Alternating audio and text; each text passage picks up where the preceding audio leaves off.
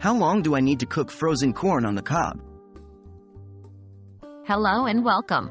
In this video, we're going to learn how to properly cook frozen corn on the cob.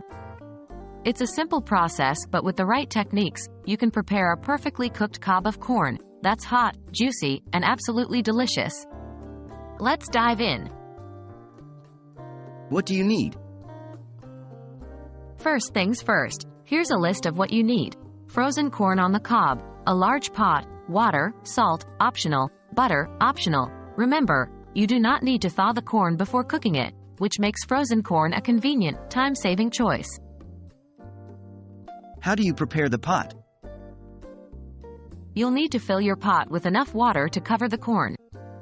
Add a generous pinch of salt to the water if you like.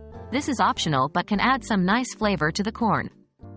Bring the water to a rolling boil. The key here is to make sure that the water is fully boiling before adding the corn.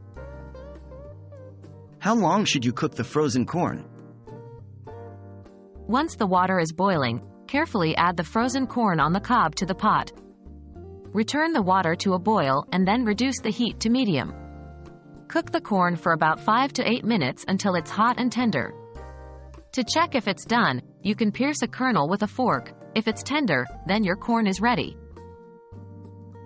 Serving the corn.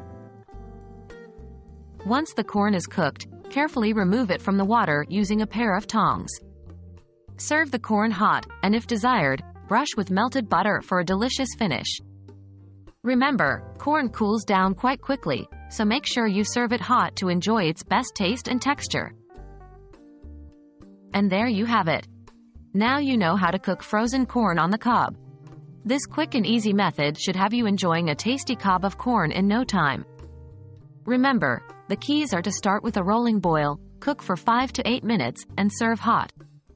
We hope this video has been helpful. Enjoy your meal.